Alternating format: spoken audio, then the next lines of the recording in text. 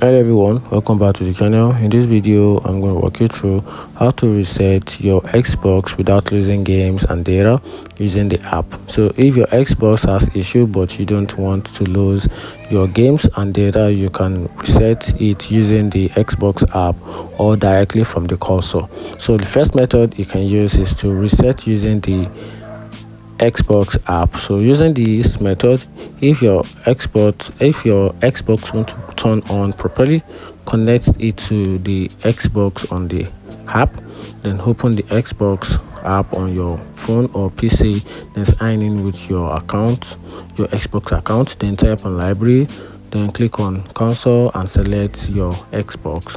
Then from there, reset your Xbox. To manage console, reset the console, choose reset and keep my games and keeps my games and apps.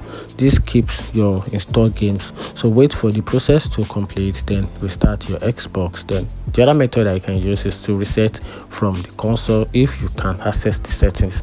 Then use the method if your Xbox is working but has performance issue. Then open the reset option, press the Xbox button to go to settings, then navigate to system, click on console info and select reset console, then choose the option, and that's it. If you find this video helpful, turn on the notification button and follow for more. Thank you.